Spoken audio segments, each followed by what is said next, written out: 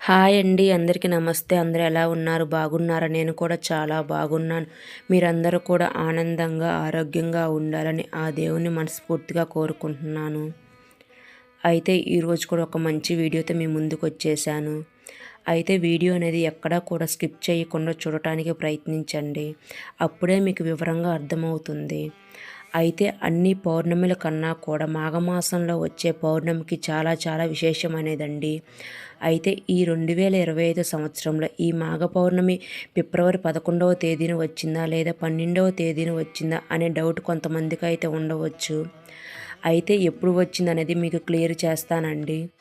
మాఘమాసంలో వచ్చే మాఘ పౌర్ణమి రోజున అమ్మవారిని ఎలా పూజించాలి, ఏ విధంగా పూజించాలి, అలాగే పౌర్ణమి గడియలు ఎప్పటి నుంచి ప్రారంభమై ఎప్పటి వరకు ఉంటున్నాయి, అమ్మవారికి ఏ సమయంలో పూజ చేసుకోవాలనేది కూడా మీకు చెప్తానండి. అలాగే ఈరోజు ఏ అమ్మవారిని పూజించాలి, అలాగే మాఘ పౌర్ణమికి విశిష్టత ఏమిటి, ఎటువంటి నియమాలు పాటించాలి, అలాగే ఉపవాసం ఉండాలా లేదా, ఇవన్నీ కూడా ఈ వీడియోలో తెలుసుకుందాము. అలాగే ఈరోజు ఒక ప్రత్యేకమైన దీపం పెట్టాలండి. అయితే ఈ దీపం ఎలా పెట్టాలి, ఏ విధంగా పెట్టాలి, ఇవన్నీ కూడా చూపిస్తానండి. అయితే వీడియో అనేది ఎక్కడ కూడా స్కిప్ చేయకుండా చూడటానికి ప్రయత్నించండి. పూజ విధానం కూడా చాలా సింపుల్ పద్ధతిలోనే ఉంటుందండి. అయితే వీడియో కనుక నచ్చితే ఒక లైక్ చేయటం అస్సలు మర్చిపోవద్దు.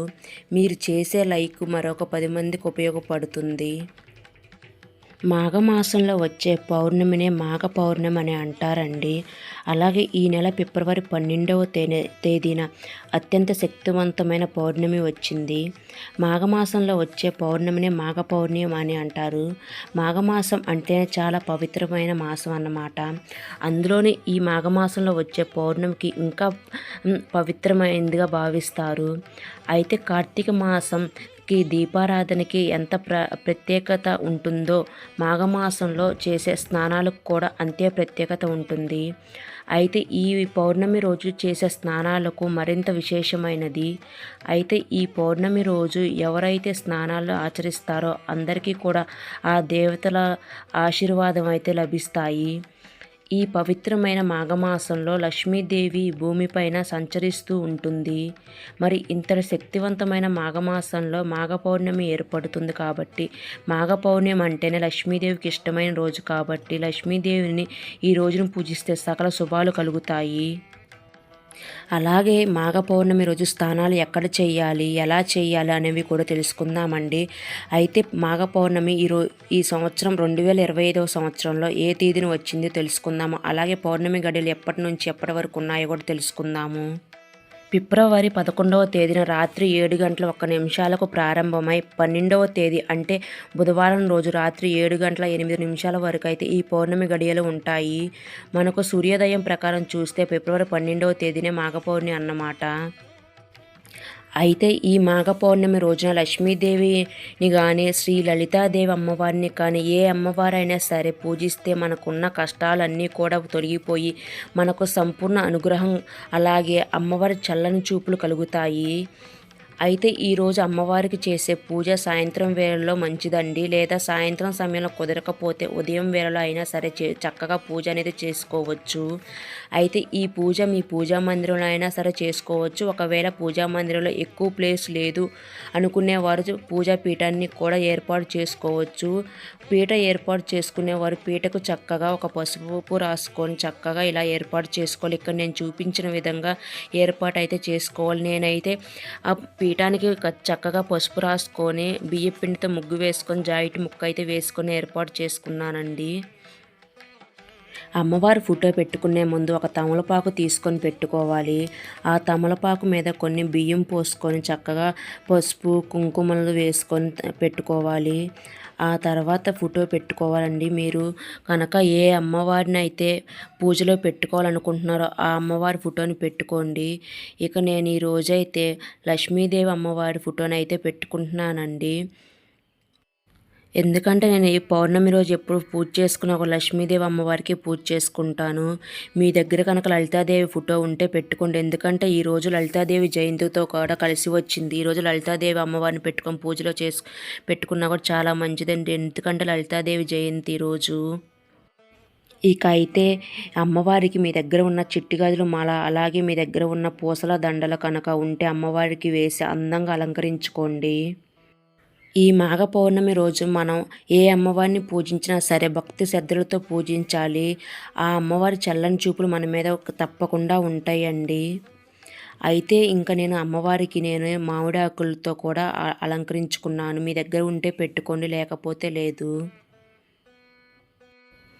ఇక అమ్మవారి దగ్గర అయితే నిండుగా పసుపు కుంకుమలు అయితే పెట్టుకోవాలండి. నేను ఇక అమ్మవారికి పసుపు కుంకుమలు పెట్టుకోవడానికి ఇలా ఎలిపెంట్తో ఉన్న దియాస్ని అయితే ఏర్పాటు చేసుకున్నాను. ఇంకా ఈ దియాస్ మీద నేను పసుపు కుంకుమలను అమ్మవారికి సమర్పించుకోవడానికి నిండుగా పెట్టుకుంటాను. ఇక నేనైతే ఆ పసుపు కుంకుమలు కూడా నిండుగా పెట్టుకున్నాను. ఎప్పుడూ కూడా అమ్మవారికి పసుపు కుంకుమలు పెట్టుకునేటప్పుడు నిండుగా పెట్టుకోవాలి, ఎలుతు అనేది ఉండకూడదండి. ఇక నేను లక్ష్మీదేవి విగ్రహాన్ని పెట్టుకోవడానికి ఇక్కడ లోటస్ స్టాండ్ని అయితే ఏర్పాటు చేసుకుంటున్నానండి. నా దగ్గర లక్ష్మీదేవి విగ్రహం అయితే ఉంది. ఇంకా లక్ష్మీదేవి విగ్రహం పెట్టుకోవడానికి ముందు నేను కొన్ని బియ్యం పోసుకొని, బియ్యం మీద పసుపు కుంకుమలు కూడా వేసుకొని ఆ తర్వాత విగ్రహాన్ని అయితే పెట్టుకుంటున్నానండి. మీ దగ్గర విగ్రహం ఉంటే పెట్టుకొని, లేదా పసుపుతో చేసిన గౌరమ్మనైనా సరే పెట్టుకొని పూజలో ఏర్పాటు చేసుకోండి. ఇంకా అమ్మవారి విగ్రహాన్ని పెట్టుకొని చక్కగా అమ్మవారికి పూసల దండలు కానీ, లేదా చిట్టి గాజుల మాలతో కానీ, లేదా మీ దగ్గర ఉన్న ఏమైనా దండలు అలాగే నగలు ఇలాగ ఏమైనా ఉంటే కనుక అమ్మవారికి అందంగా అలంకరించుకోండి. ఎందుకంటే అమ్మవారు అలంకార ప్రియురాలు అంటారు కదండి. అమ్మవారిని ఎంత అందంగా అలంకరిస్తే అమ్మవారు అంత సంతోషపడతారు.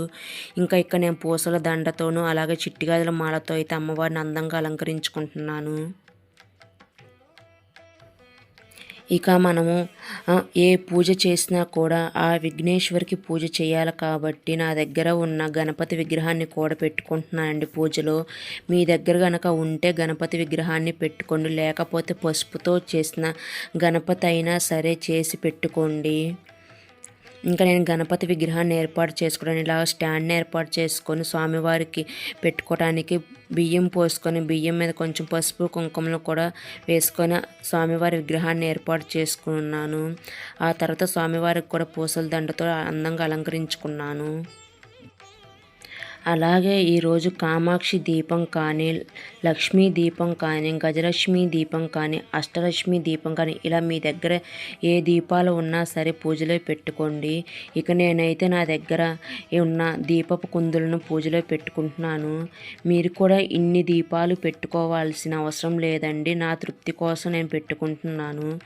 ఇంకా కామాక్షి దీపం అయితే నా దగ్గర ఇలా లక్ష్మీ దీపం అండి, కామాక్షి దీపం అయితే కాదు, వెండిదైతే ఉంటే నేను పూజలో పెట్టుకున్నాను. అలాగే 2 దీపపు కుందులను కూడా ఏర్పాటు చేసుకుంటున్నాను. అలాగే ఈ మాఘ పౌర్ణమి రోజు ప్రత్యేక క్షీరదీపం వెలిగించుకోవాలండి. ఈ క్షీరదీపం వెలిగిస్తే చాలా మంచిదండి. ఎందుకంటే అమ్మవారికి చంద్రుడికి చాలా ఇష్టమైన దీపం కాబట్టి ఇలా వెలిగించటం వల్ల అమ్మవారి ఆశీర్వాదం, అష్టైశ్వర్యాలు, సిరి సంపదలు కలుగుతాయి. ఈ దీపం వెలిగించడానికి ఒక గాజు బౌల్ని తీసుకోవాలండి. ఈ గాజు బౌల్కి గంధం, కుంకుమ బొట్లతో అందంగా అలంకరించుకోండి. మీ దగ్గర వెండి బౌల్ ఉంటే మరీ మంచిదండి. మీ దగ్గర ఉంటే పెట్టుకోండి, లేదా ఇత్తడి కానీ రాగి కానీ ఏదైనా సరే తీసుకొని పూజలో పెట్టుకోండి. ఇక ఆ బౌల్లో సగం పైగా పచ్చి పాలు పోసుకోండి. అవి కూడా ఆవు పాలు అయ్యి ఉండాలి. ఇక ఆ తర్వాత ఆవు నూనె అయితే పోసుకోవాలండి, లేదా మీరు పూజలో వాడే నూనె అయినా సరే పోసుకోండి. ఏదైతే వాడుకుంటున్నారో ఆ నూనె అయినా సరే పోసుకోండి. ఇంకా ఆ తర్వాత అయితే ఇట్లాగా నేను కుంభవత్తికి సిద్ధం చేసుకుంటున్నాను అండి. ఆ కుంభవత్తి కూడా ఇట్లా తమలపాకుకి ఒక హోల్ పెట్టుకొని ఆ హోల్లో నుంచి కుంభవత్తిని ఇట్లా ఇలా పెట్టుకొని సిద్ధం చేసుకొని పూజలో అయితే పెట్టుకున్నాను. ఈ దీపారాధన చేస్తే చాలా మంచిదన్నమాట. ఇక నేనైతే మిగతా దీపపు కుందులో నువ్వుల నూనె అయితే వాడుకున్నానండి. ఆ తర్వాత చక్కగా కామాక్షి దీపం అంటారు కదండి, లక్ష్మీ దీపంలో అయితే నేను ఆవు నూనె అయితే వడ్డించుకొని దీపారాధన అనేది చేసుకున్నాను. మీ దగ్గర ఆవు నూనె ఉంటే దీపారాధన చేసుకోవడానికి ఆవు నూనె ఉపయోగించుకొని, లేదా నువ్వుల నూనె అయినా సరే వేసుకొని దీపారాధన అయినా సరే చేసుకోవచ్చు. ఇక అన్నీ కూడా పూజకైతే సిద్ధం చేసుకొని ఏర్పాటు చేసుకున్నానండి. ఇంక అమ్మవారిని అలాగే దీపపు కుందులను మీ దగ్గర ఉన్న పువ్వులతో అందంగా అలంకరించుకోవాలి. అమ్మవారిని ఎంత అందంగా అలంకరిస్తే అమ్మవారు అంత సంతోషపడతారన్నమాట. నేనైతే పూజకి కావాల్సిన అన్నీ కూడా సిద్ధం చేసుకున్నానండి. ఇక పూజ ఏ సమయంలో చేసుకోవాలో కూడా చెప్తానండి. 2025 ఫిబ్రవరి 12వ తారీఖు అంటే బుధవారం సాయంత్రం 5:52 నుండి 7:08 లోపు చేసుకోవచ్చండి. లేదా అదే రోజు ఉదయం 6:10 నుండి 7:30 వరకు పూజ అనేది చేసుకోవచ్చు. అంటే సాయంత్రం టైంలో చేసుకునే వాళ్ళకి ఆ టైంలో అయితే చేసుకోవచ్చండి. లేదు మాకు కుదరదనుకునే వాళ్ళకి ఉదయం సమయంలో అయినా సరే ఈ టైంలో అయితే చేసుకుంటే చాలా మంచిదన్నమాట. ఇక మాఘమాసంలో స్నానాలకి చాలా ప్రాధాన్యత ఉందని చెప్పాను కదండి. ఇక ఈ మాఘమాసంలో స్నానాలు చేస్తే పాపాలన్నీ కూడా పోతాయని పురాణాలు చెప్తున్నాయి. ఈ ఒక్క మాఘ పౌర్ణమి రోజు దగ్గరలో ఉన్న నదుల్లో కానీ, చెరువుల్లో కానీ, లేదా బావి వద్ద కానీ, కాలువల్లో కానీ ఉదయాన్నే స్నానం చేస్తే చాలా మంచిదన్నమాట. మాసం అంతా కూడా మాఘస్నానం చేసినంత పుణ్య ఫలితం అయితే లభిస్తాయండి. ఇలా చేయడం వల్ల సకల దరిద్రాలు పోతాయి. అలాగే కోటి జన్మల పుణ్యం లభిస్తుంది. మీకు ఇలా కూడా కుదరకపోతే మీరు చేసే నీళ్ళలో కొంచెం పసుపు కానీ లేదా గంగాజలం ఉంటుంది కదండి, గంగాజలం అయినా సరే నీళ్ళల్లో కలుపుకొని స్నానం చేసినా కూడా శుభ ఫలితం అయితే ఉంటుందండి. ఖచ్చితంగా ఇలాగైనా చేసిన మంచి ఫలితాలు అయితే లభిస్తాయి. ఇంకా అమ్మవారిని చక్కగా పుష్పాలతో మీ దగ్గర ఉన్న పువ్వులతో అందంగా అలంకరించుకోండి. ఇంకా అమ్మవారికి లక్ష్మీదేవి అమ్మవారికి అంటే ఎరుపు రంగు పువ్వులు అంటే చాలా ఇష్టం అంటారు కదండి. నేనైతే ఎరుపు రంగు మందార పూలతోటి అలాగే లిల్లీ పూలతో అందంగా అలంకరించుకుంటున్నాను. మీ దగ్గర ఏ పువ్వులు ఉన్నా సరే అమ్మవారు చక్కగా అందంగా అలంకరించుకోండి.